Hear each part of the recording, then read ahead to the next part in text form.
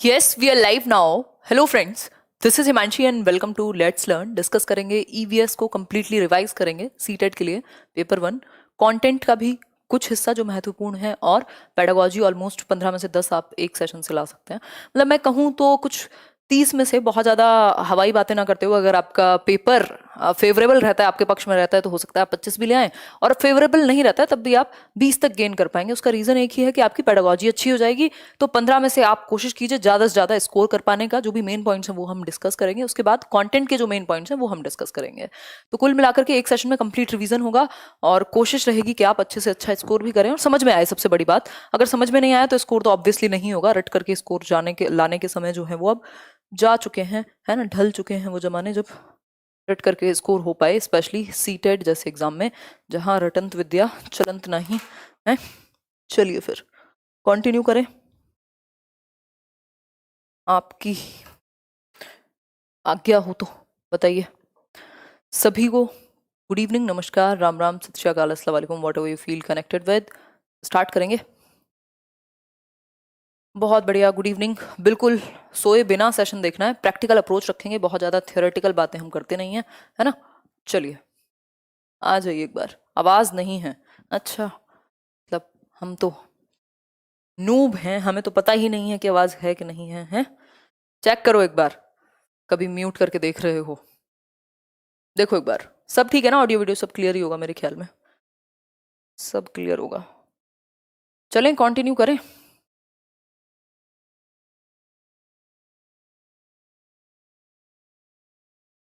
कितने घंटे की क्लास होगी? घंटे से क्या मतलब है यार, आराम से पढ़ो, पता भी नहीं लगेगा कितने घंटे निकल जाएंगे। 2-3 घंटे में खत्म कर लेंगे, 2 में ही कर लेंगे बल्कि, है ना। अब वो तो देखने में पता चलेगा, बट शुरू का 1 घंटा तो बिल्कुल ही मिस नहीं करना। उसका रीजन यही है कि पेडागोजी बहुत ढंग से हम कर लेंगे। ईवीएस यानी एनवायरमेंटल स्टडीज, पर्यावरण अध्ययन। हिंदी इंग्लिश के लिए रोइएगा मत, क्योंकि पेपर में दोनों ही भाषाएं आती हैं, बस आपके समझ में आ जानी चाहिए बात। लाइक शेयर सब्सक्राइब आप बिना कहे करते ही हैं, और अच्छा भी लगती है, अच्छी भी लगती है ये चीज़। इसके अलावा अगर मैं बात करूँ, इसका जो पीडीएफ होगा वो आपको मिल जाएगा let's learn Telegram channel, let's learn squad. आप सर्च करेंगे, 2.5 लाख से ज़्यादा लोग हम लोग जुड़े हुए हैं। बहुत सारे fake Telegram channels, groups, profiles, Facebook हो चाहे वो यूट्यूब हो, बहुत सारे बने हुए हैं। उन लोगों से अनुरोध यही है कि वो जो काम कर रहे हैं करते रहें, बट कुछ भी टेढ़ा मेढ़ा ना फैलाएं। अगर गलत इन्फॉर्मेशन प्रोवाइड होती है तो फिर उनको बंद कराना पड़ेगा, यही एक बात है। चलिए आगे बढ़ेंगे। प्रोसेस स्किल्स की हम सबसे पहले बात करने वाले हैं, फिर हम थीम्स की बात करेंगे, फिर हम मैप की बात करेंगे, डायरेक्शन की बात करेंगे, पेडागोजी की टेक्स्ट बुक के बारे में हमेशा एक क्वेश्चन आता है, उसकी बात करेंगे। सबसे पहले हम बात करेंगे प्रोसेस स्किल्स की। प्रोसेस स्किल्स ईवीएस में ऐसी स्किल्स हैं जो बच्चे को सोचने पर, देखने पर, मापने पर, समझने पर, अपनी एक एक्सपीरियंस हैंड्स ऑन एक्टिविटी करके अपनी एक नॉलेज कंस्ट्रक्ट करने पे मजबूर करते हैं। प्रोसेस स्किल्स से आप कोई सा भी पेपर उठा लीजिए ईवीएस का, आपको हर साल एक क्वेश्चन मिलेगा। उसका सीधा सा मतलब ये है कि ये एक्सपेरिमेंटेशन में बहुत ही ज़्यादा मदद करने वाली स्किल्स हैं। और ईवीएस के अंदर आपका एनवायरनमेंट तो है ही, सोशल साइंस भी है और साइंस भी है। तो बच्चे का एनवायरनमेंट के प्रति अवेयर और एक्सपीरियंस करना, एक्सपेरिमेंट करना जरूरी है। तो इनके द्वारा बच्चा अपनी नॉलेज को कंस्ट्रक्ट कर पाएगा, एक्सपेरिमेंट कर पाएगा, हैंड्स ऑन एक्टिविटी कर पाएगा, ऐसी बात कही जाती है। कुछ 6 प्रोसेस स्किल्स हैं, इनको साइंस की प्रोसेस स्किल्स भी कह सकते हैं, बट ईवीएस में पढ़ते हैं। एक क्वेश्चन आया था 2016 में कि एक टीचर हैं जो फॉइल को, जो एल्यूमिनियम फॉइल होता है जिसमें खाना ले जाते हैं लोग कई बार, उसको पहले तो ऐसे ही फेंक देती हैं, फिर उसको स्क्रम्बल करके ऐसे तोड़ मरोड़ के उसकी बॉल बना के पानी में डालती हैं और वो डूबती नहीं है। तो कौन सी प्रोसेस स्किल इसमें इस्तेमाल हुई ईवीएस की? तो आपको सिंपल बताना था ऑब्जर्वेशन, क्योंकि बच्चा ऑब्जर्व करेगा ना कि ये क्यों नहीं डूबा या क्यों डूब गया। ठीक, तो ऑब्जर्विंग। कई बार क्या होता है क्लासिफिकेशन की, कि पत्तियों के अलग अलग प्रकार बताओ, या इस तरीके का कोई एक क्वेश्चन है, तो उसमें क्लासिफाइंग की स्किल है, मेजरिंग मापन की स्किल है। ये 6 प्रोसेस स्किल्स हैं जिनके बारे में हम पढ़ेंगे। एक क्वेश्चन आपका पक्का है यहां से, क्योंकि पेडागोजी कभी चेंज नहीं होती ईवीएस में। एनसीईआरटी का थोड़ा बहुत परिवर्तन हो सकता है, पेडागोजी फिक्स्ड रहती है। प्रोसेस स्किल्स की अगर मैं बात करूं तो बाय यूजिंग दीज स्किल्स, जो कि 6 स्किल्स हम देखने वाले हैं, ठीक, स्टूडेंट्स कैन गैदर इंफॉर्मेशन। वो इंफॉर्मेशन को कलेक्ट कर पाएंगे, टेस्ट कर पाएंगे उनके आइडिया सही है या नहीं है, हाइपोथेसिस कर पाएंगे, और साइंटिफिक एक्सप्लेनेशंस, दुनिया के बारे में तर्कपूर्ण जो एक्सप्लेनेशंस हैं वो बना पाएंगे। तो नॉलेज को कंस्ट्रक्ट करने में प्रोसेस स्किल्स बहुत बड़ा अहम रोल प्ले करती हैं या हेल्प करती हैं। ठीक, अब इनके बारे में एक एक करके पढ़ेंगे। 6 प्रोसेस स्किल्स हैं। पहला है ऑब्जर्विंग। आपको इन सबको डेवलप करना है बच्चे के अंदर, ये सिर्फ पढ़ने के लिए नहीं है। पेपर में कई जगह पे ऐसे पूछा जाएगा कि कौन सी चीज महत्वपूर्ण है, तो आपको दिख रहा है इन 6 प्रोसेस स्किल्स से जुड़ी हुई है, मतलब ये तो हमें बच्चे में विकसित करनी है। चाहे वो अवलोकन की क्षमता हो, वर्गीकरण की क्षमता हो, मापन की क्षमता हो, अनुमान लगाने की क्षमता हो, निष्कर्ष लगाने की करने की क्षमता हो, ये सब क्या है, ये हमें बच्चे में विकसित करनी है। ठीक, तो ऑब्जर्विंग की यदि मैं बात करूं तो अवलोकन। अवलोकन, अपने 5 सेंसेस से आप दुनिया को ऑब्जर्व करते हैं, एक्सपीरियंस करते हैं, फील करते हैं, समझते हैं। चाहे वो बच्चा देख करके अवलोकन करे, सुन करके किसी चीज को करके देखा हो उसने सामने होते हुए, मतलब अपने 5 सेंसेस का इस्तेमाल करते हुए वो दुनिया को ऑब्जर्व करता है, चीजों को ऑब्जर्व करता है, एक्टिविटीज को ऑब्जर्व करता है। ठीक, इसका एक उदाहरण क्या हो सकता है? The learner will be blind folded. वो नहीं होता जो आंख पे पट्टी बांध देते हैं, आंख पे पट्टी बांधवा दी आपने, एक एग्जाम्पल है, ऐसे हजारों एग्जाम्पल हो सकते हैं। And make observations using the sense of touch, कि अब वो चीजों को टच करने को दिया जाए उसको। अच्छा सोचो ये क्या है, पेन टच कराया, वुड, लकड़ी को टच कराया, तो वो अपना बात बताए कि हो सकता है ये लकड़ी है ना। किसी नुकीली चीज को आप टच करा रहे हो तो वो बताएगा ये तो कील है ना। तो ये क्या है, अपने 5 सेंसेस का, अपने 5 सेंसेस का भरपूर प्रयोग करके दुनिया की समझ बनाएगा, अवलोकन करेगा, उसको ऑब्जर्व करेगा, देखेगा, फील करेगा, सारी चीजें जो भी 5 सेंसेस के थ्रू हो सकती हैं वो करेगा। तो आप ऐसी एक्टिविटीज बच्चे को करने को दे सकते हैं कि जैसे वो क्या करे, ऑब्जर्व करके लिखे कि नॉन लिविंग और लिविंग में क्या अंतर है, कितने प्रकार के एनिमल्स होते हैं, है ना, एरोप्लेन कैसे चलता है, ये सारी बातें। ठीक, तो इस तरह की बहुत सारी चीजें हो सकती हैं जो ऑब्जर्विंग में आएंगी, और इसको बच्चे के अंदर आपको विकसित कराना है कि वो आंख बंद करके ना चले दुनिया में, वो ऑब्जर्व करे अपने आसपास होने वाली चीजों को, गतिविधियों को, और जो भी उसके आसपास चल रहा हो। ठीक है, बात क्लियर है? एग्जाम फियर से डरो मत, थोड़ा बहुत प्रेशर जरूरी होता है लाइफ में, है ना। अगर बिल्कुल निठल्ले होकर बैठे रहोगे तब भी नहीं पढ़ोगे, और बहुत ज्यादा डर जाओगे तब भी नहीं पढ़ोगे, इसलिए थोड़ा सा डर जरूरी है, बहुत ज्यादा नहीं। आपके काम में कमी नहीं आनी चाहिए डर की वजह से, डरने में दिक्कत नहीं है, ह्यूमन इमोशन है। देखो, सेकंड है क्लासिफाइंग। क्लासिफाइंग का मतलब है वर्गीकरण। क्लासिफाइंग का मतलब ये क्लासेस में विभाजित कर देना, जैसे आपकी क्लास 1, क्लास 2, क्लास 3, क्या है ये, क्लासिफिकेशन है ना, वर्गीकरण है, अलग अलग कैटेगरीज में बांट देना, क्लासिफाइंग कहलाता करेगा, चीजों को तोड़ करके देखेगा, विश्लेषण करेगा। ठीक, तो क्लासिफाइंग की यदि मैं यहां बात करूं तो क्लासिफाइंग क्या है, क्लासेस में बांट देना, कैटेगरीज में बांट देना। देखो 5 दिन 5 मैराथन है, बिल्कुल भी ढीले नहीं पड़ना, 5 की 5 मैराथन देखनी है, ये तीसरी मैराथन है, कल इंग्लिश करेंगे, परसों मैथ्स करेंगे। ठीक है, वर्गीकरण यानी क्लासिफाइंग, ये क्या है, कैटेगरीज हैं भाई, ये लिविंग की कैटेगरी है, ये नॉन लिविंग की कैटेगरी है। वो चीजें जिनमें जीवन नहीं है वो नॉन लिविंग है, निर्जीव और सजीव की, और जिसमें जीवन है वो लिविंग कैटेगरी में आ गया। मतलब आपने बांट दिया कैटेगरीज में। वो एनिमल्स जिनके जो बच्चे देते हैं वो एक कैटेगरी में, जो अंडे देते हैं वो एक कैटेगरी में। तो आप बच्चे को मौका देंगे कि क्लासिफाई करो चीजों को, ऑब्जर्व करेगा सबसे पहले, ऑब्जर्व अगर उसने ढंग से किया है तो वो कैटेगरी में भी विभाजित कर पाएगा, क्योंकि ऑब्वियसली उसी बेसिस पे तो वो कैटेगरी में डाल पाएगा। अगर उसने ऑब्जर्व किया है, फील किया है अपने 5 सेंसेस से कि ये चीज निर्जीव है, मैं सजीव हूं, आप सजीव हैं, तभी तो वो सजीव और निर्जीव की कैटेगरी में डाल पाएगा। बात सही है या नहीं, बताओ एक बार। Shout out ma'am, Anjali Singh I think नाम है यार, यहाँ आ जाओ, शाउट आउट का छोड़ दो, पेपर आपके सर पे है। ठीक, इसका एग्जाम्पल क्या हो सकता है, the learner will use a magnet to classify objects as magnetic और नॉन मैग्नेटिक, यानी चुंबक एक वो ले सकता है, मैग्नेटिक ले सकता है, जिसके थ्रू वो ये क्लासिफाई कर पाएगा कौन सी चीज में मैग्नेटिक इफेक्ट है, कौन सी चीज नॉन मैग्नेटिक है। उसने मैग्नेट को लिया, देखा एक कील थी घर में वो उससे चिपक गई, एक प्लास्टिक था वो नहीं चिपकी, तो उसने क्लासिफाई कर दिया कि ये नॉन लिविंग है या ये नॉन मैग्नेटिक है, ये मैग्नेटिक है। सिंपल बात है, कोई समस्या परेशानी, कोई दर्द, कोई दुख हो तो बता दो। वर्गीकरण कर दिया उसने, सीधी सी बात है, अलग अलग वर्ग में विभाजित कर दिया, वर्ग 1, वर्ग 2, वर्ग 3, जैसे आप कहना चाहें। इतनी बात समझ में आ रही है या नहीं आ रही है? कुश वर्मा बहुत बढ़िया, ईस्ट और वेस्ट आप सभी हैं बेस्ट, मैं तो सब अपने आप में बेस्ट ही होते हैं, बताओ यूनिक, बताओ एक बार। इतनी बात क्लियर है या नहीं? कोई दर्द, कोई दुख, परेशानी? लाइक शेयर कर रहे हो कि नहीं कर रहे हो, ये बता दो, आगे बढ़ेंगे। थर्ड क्या है, मेजरिंग। ये प्रोसेस स्किल्स का हिस्सा है जिसके थ्रू आप एक्सप्लोर करना सीख रहे हैं, है ना, एक्सपेरिमेंटेशन सीख रहे हैं, नॉलेज को गैदर करना सीख रहे हैं। मेजरिंग मतलब मापन, मेजर करने का मतलब ही है माप रहे हैं आप चीजों को। भाई कई बार आपको जरूरत पड़ेगी ना चीजों का कंक्लूजन निकालने तक आपको कुछ चीजें मापना भी आना चाहिए, है ना। अगर मैं बात करूं तो इसका एग्जांपल हो सकता है the learner will use technology to find the speed of a toy truck. ये जो टॉय ट्रक होती है इसके लिए कोई टेक्नोलॉजी हो सकती है जिससे वो क्या कर पाए, सॉरी, टॉय ट्रक की स्पीड को माप पाए। इसको भी हटा देते हैं, वो ये देख पाए, वो ये माप पाए कि अच्छा मैं घर से ना, मेरा स्कूल है, जैसे मैं करती थी बचपन में, आई थिंक 10 किलोमीटर या 4 किलोमीटर का याद है मुझे, तो 4 किलोमीटर मान लीजिए एक तरफ से जाना है, तो वो मैंने 6 मिनट में कर दिया एक दिन, ठीक, साइकिल से ऑब्वियसली, है ना। बहुत बड़ी बात नहीं है, नॉर्मल सी बात है, बट ठीक है, मैंने मेजर कर लिया, मेरे मन में आया कि कितनी मिनट लगती है, देख लूं एक बार, तो वो क्या है, 4 किलोमीटर 6 मिनट्स में जा सकते हैं, ये मैंने मेजर कर लिया, ठीक। क्या लगा इसमें, ऑब्जर्वेशन भी लगी, है ना, क्लियर बात है। तो ये इस तरीके की चीजें मापन में आएंगी।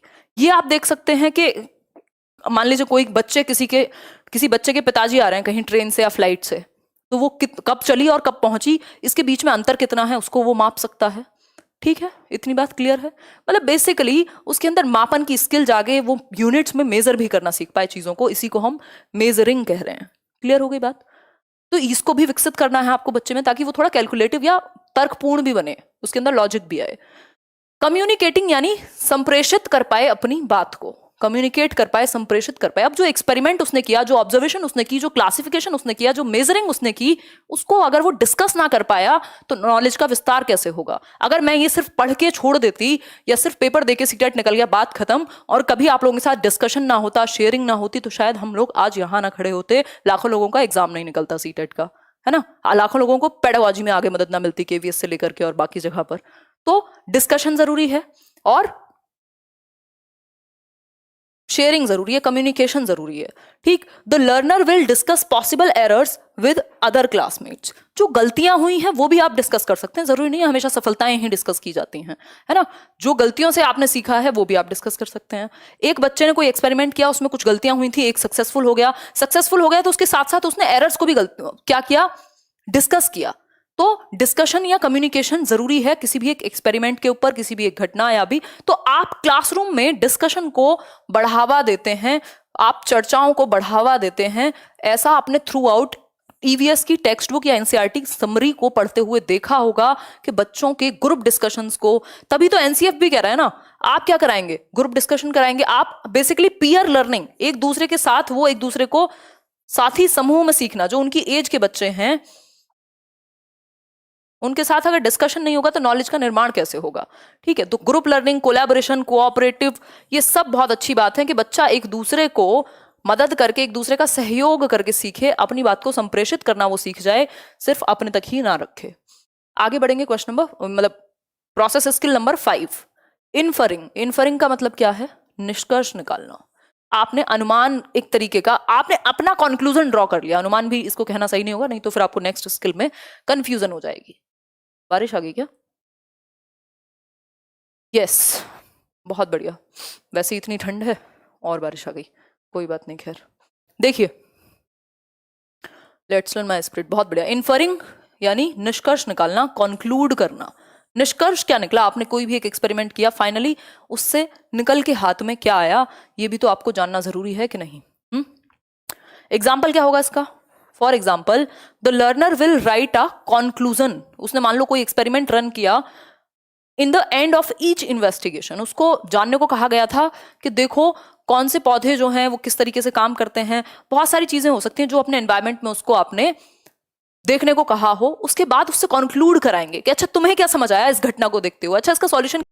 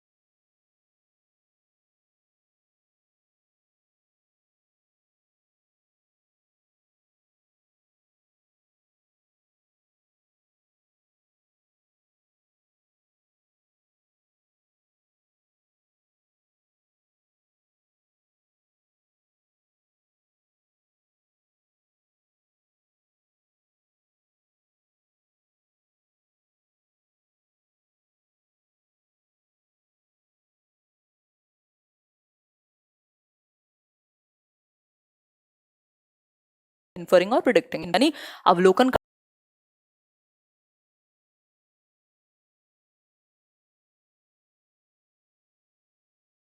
निकालना और अनुमान लगाना।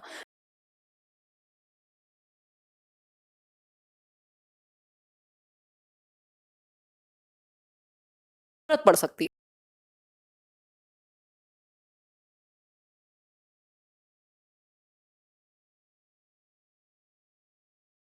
अब हम चलते हैं जहां से एक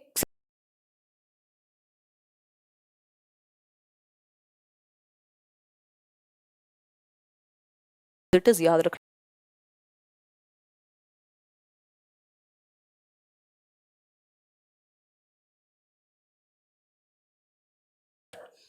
ब्रॉड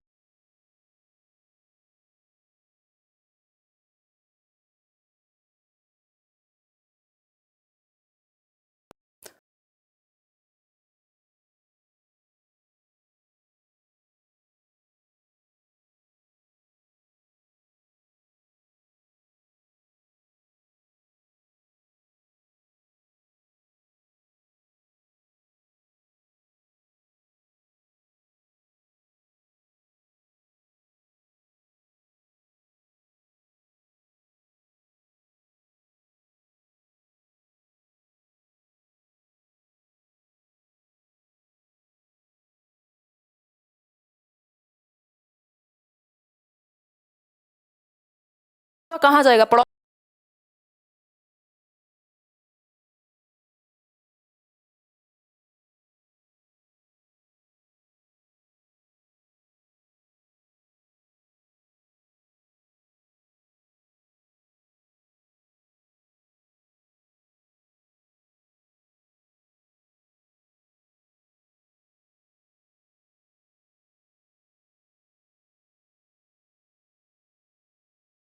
फैमिली, जॉइंट फैमिली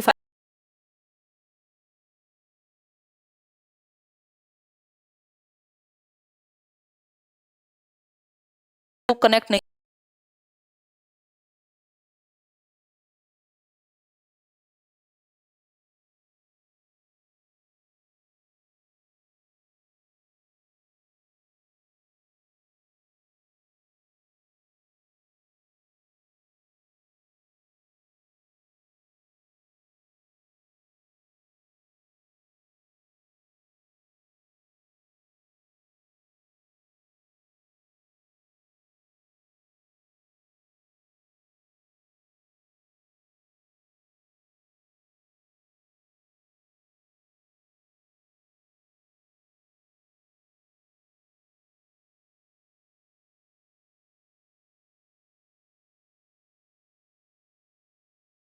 के जस्ट बाद फूड खाना है।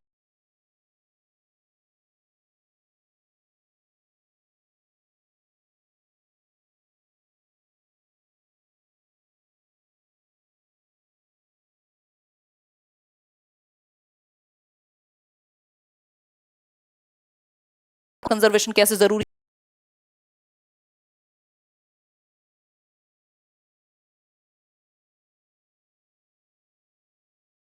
परिवार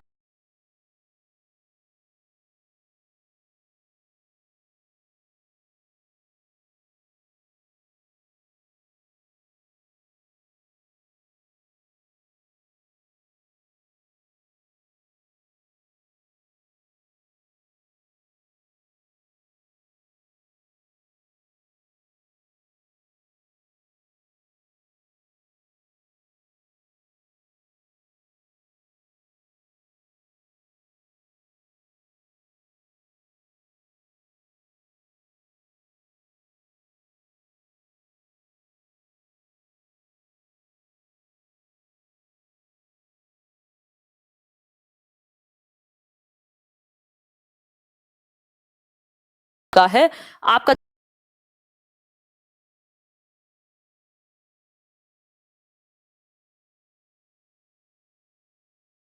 शेल्टर या आवास, फिर आप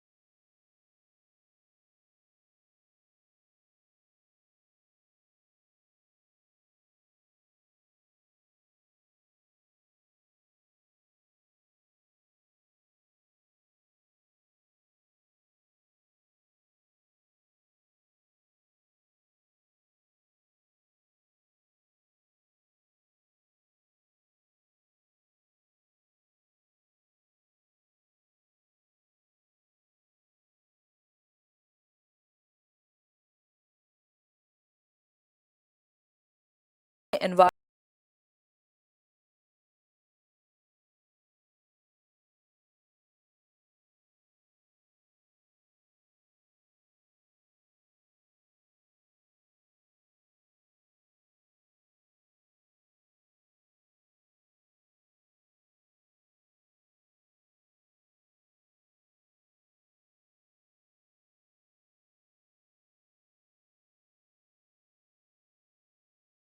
करना जानता, उसके लिए वो उसका पर्यावरण है।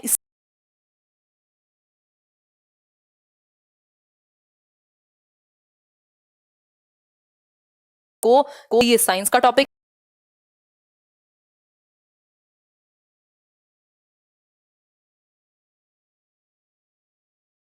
है, उसके लिए वो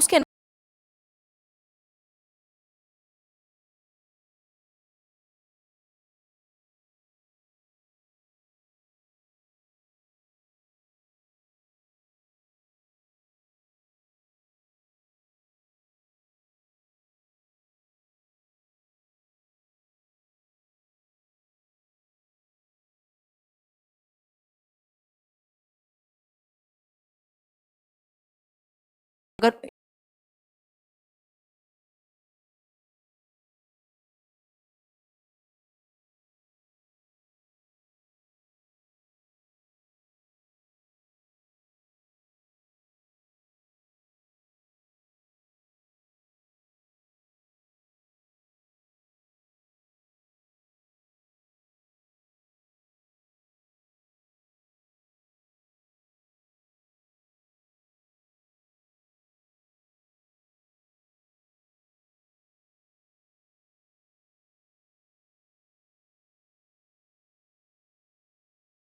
फारसी में बात कर रही हूँ,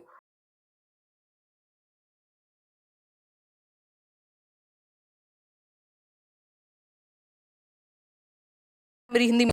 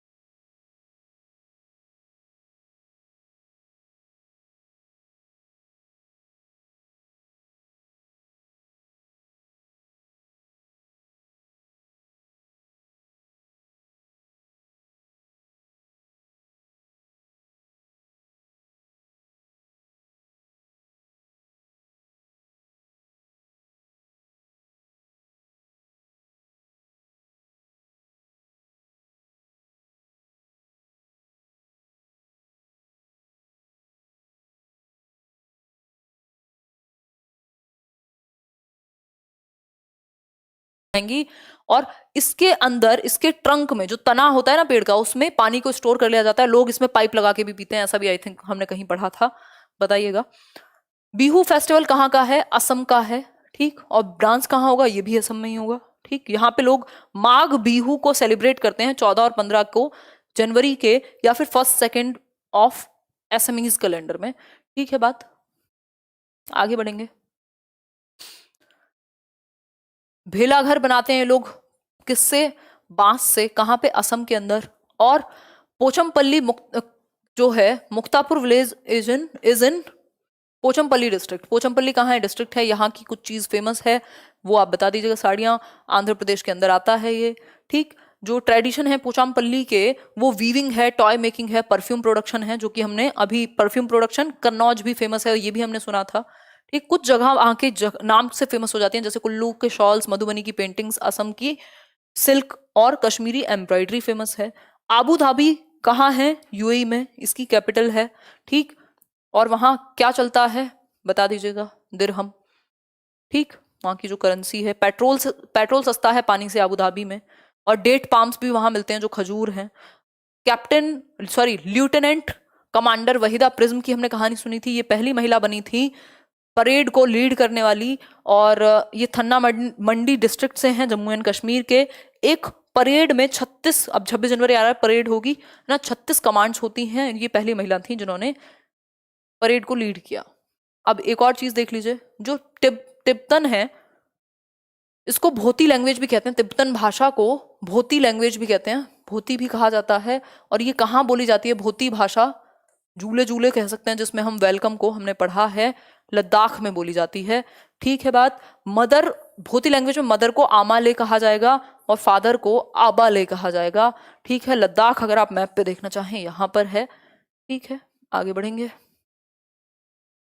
जो चींटियां हैं वो एक दूसरे के पीछे मूव करती हैं, एक स्मेल छोड़ती हैं, एक गंध छोड़ती हैं, जिसको सूंघते हुए बाकी चींटियां इनके पीछे पीछे इनको फॉलो करती रहती हैं। तो ये झुंड में ऐसे ही चलती हैं, लाइन वाइज, जो आपकी एंड्स हैं या फिर चींटियां हैं, ठीक हो गई बात।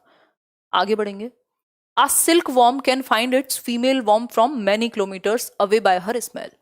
है ना, तुझे तेरी खुशबू से पहचान लूंगा, किलोमीटर्स दूर से। जो सिल्क वॉर्म है, जो रेशमी कीड़ा है, वो अपनी फीमेल वॉर्म को, अपनी फीमेल पार्टनर को किलोमीटर्स से पहचान लेता है, जस्ट उसकी स्मेल से। पता नहीं कौन सा इत्र ये लगाती हैं, है ना। फिर है मॉस्किटोज कैन फाइंड, जो मच्छर हैं वो भी हमारे जैसे लोगों को, ह्यूमन बॉडी को दूर से ही स्मेल करते हैं। और जो हमारे तलवे हैं, यानी जो सोल हैं हमारे फीट के, उनकी गर्माहट से ये मच्छर हमारे पास उड़ते हुए आते हैं और तेरा खून चूस लूंगा कह के खून चूस लेते हैं, ठीक। फिर आप ऑल आउट, मोर्टीन और पता नहीं क्या क्या लगाते होंगे, ठीक। आगे बढ़ेंगे। नेक्स्ट पॉइंट, जो डॉग्स हैं वो भी अपना एरिया मार्क कर देते हैं अपने यूरिनेशन के थ्रू। मूत्र, जो मलमूत्र है, बेसिकली मूत्र ही कहेंगे, ये क्या करेंगे, पूरा एक एरिया मार्क कर देंगे, बाउंड्री बना देंगे। और ये क्या करते हैं, स्मेल कर सकते हैं किसी भी एक नए कुत्ते को अपने एरिया में, अपने इलाके में, उसकी स्मेल ऑफ यूरिन से, ठीक है, कि कोई और भी हमारे इलाके में आया है कि नहीं, ये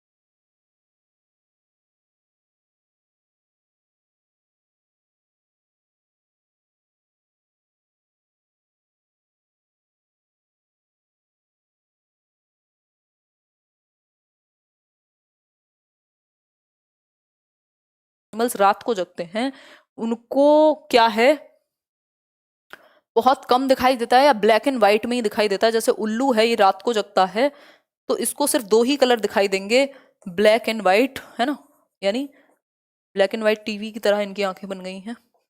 यानी सफेद और काला सिर्फ दो ही रंग नजर आएंगे उन एनिमल्स को जो रात में जगते हैं। उल्लू अपने यानी आउल जो है अपनी गर्दन को बहुत एक्सटेंड तक घुमा सकता है, लेकिन मैना जो है वो झटके से आगे पीछे करती है गर्दन, ये बात याद रखिएगा।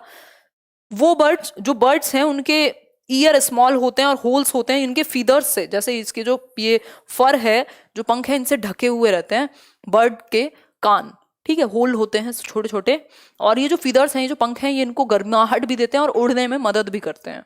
ये बातें आपको पता होनी चाहिए। कई जो एनिमल्स और बर्ड्स हैं उनकी डेंजर में होने के बाद अलग अलग साउंड वो निकालते हैं अलग अलग पर्पजेस के लिए। जैसे लंगूर है, टाइगर है, लियोपार्ड है, वो डेंजर यानी खतरे की स्थिति में अलग अलग आवाजें निकालेंगे। जैसे टाइगर दहाड़ भी सकता है ना। कुछ एनिमल्स अलग सा बिहेव करना शुरू कर देते हैं क्योंकि उनको वाइब्रेशंस या पहले ही पता लग जाता है किसी भी एक नेचुरल कैलेमिटी के बारे में, किसी भी एक भूकंप या स्टॉर्म या कुछ भी सुनामी के बारे में। ऐसा हुआ भी था, एक ट्राइब थी अंडमान एंड निकोबार में जो बच गई थी क्योंकि उनके एनिमल्स ने अलग सा बिहेव करना शुरू कर दिया था। People who live in forest can observe, ये जो लोग फॉरेस्ट में रहते हैं वो ऑब्जर्व कर सकते हैं इस बात को। स्नेक्स, ये क्वेश्चन पूछा हुआ है 2015 में या 16 में।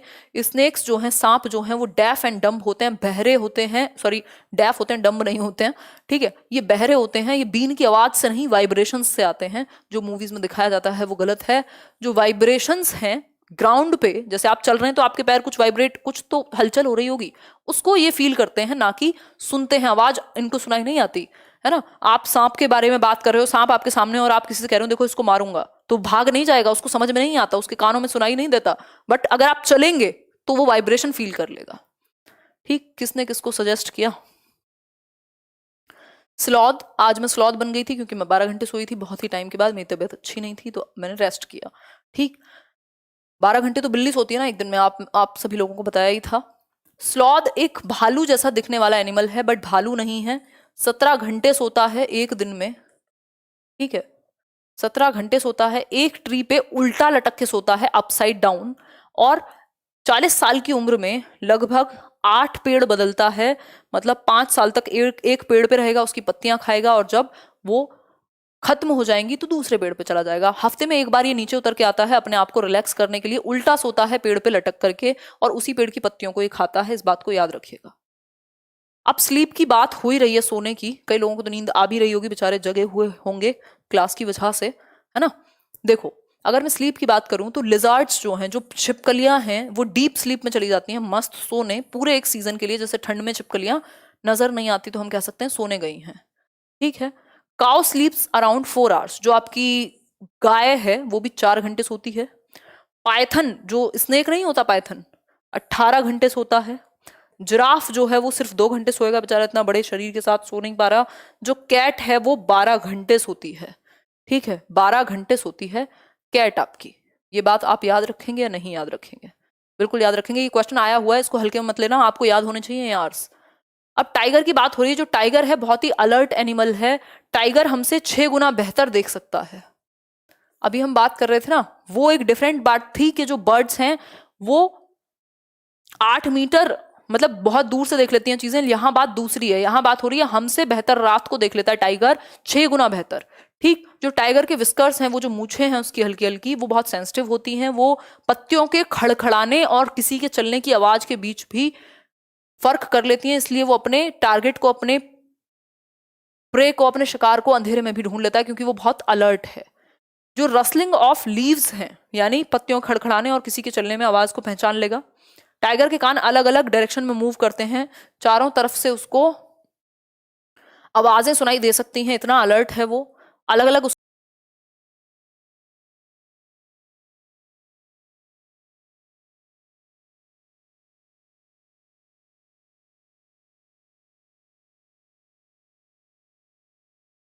सकता है, गरज सकता है, ये हम कह सकते हैं। और इसकी जो दहाड़ है, जो रोर है टाइगर का, वो 3 किलोमीटर दूर से भी उसकी आवाज को हम सुन सकते हैं, ठीक है। टाइगर इतना अलर्ट है।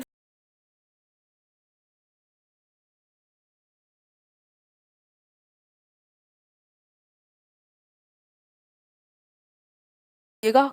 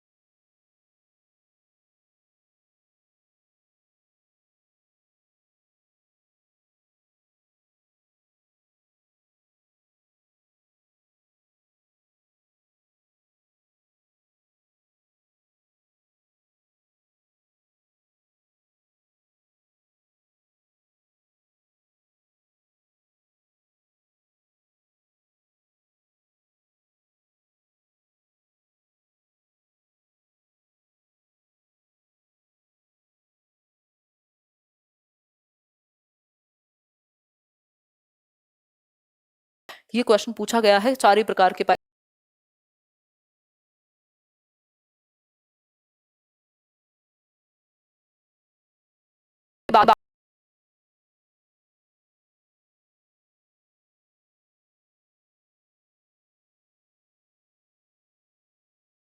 ज्यादातर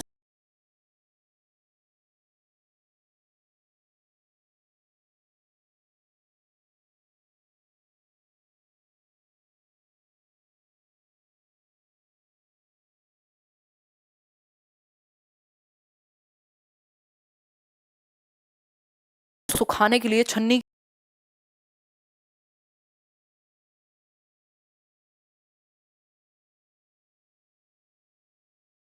से पहले में किस लिए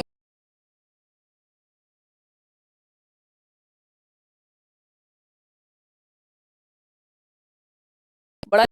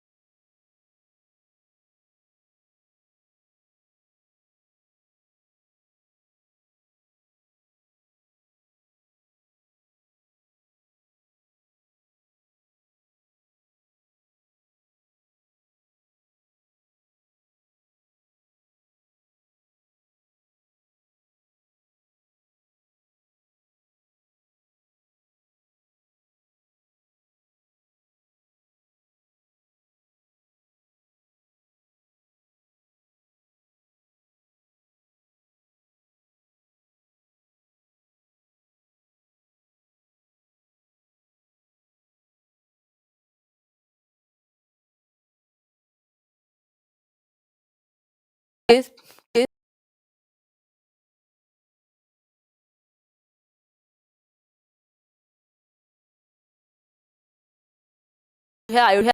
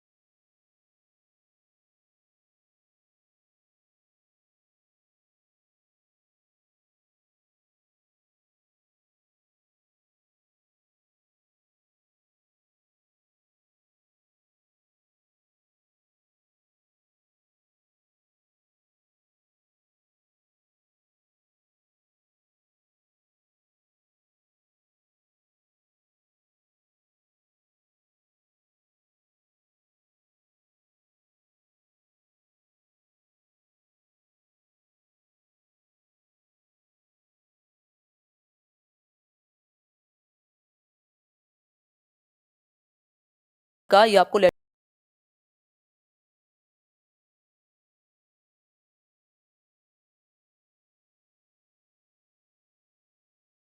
पढ़ाई की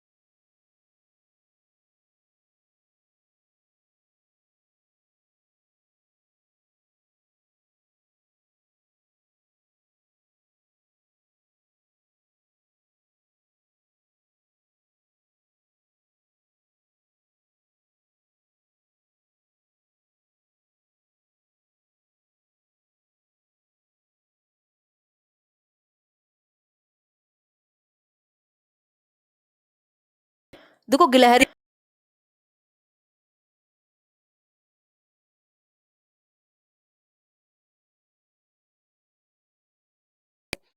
गालियां पड़ेंगी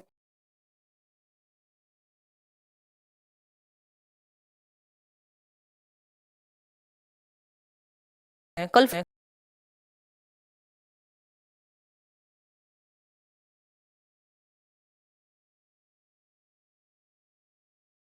मन आपको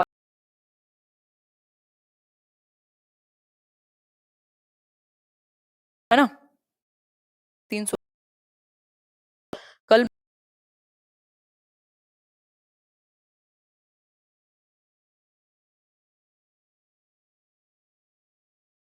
बताओ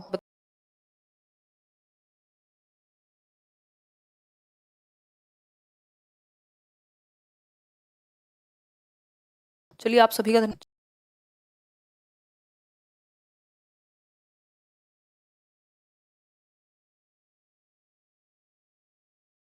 bye bye good night take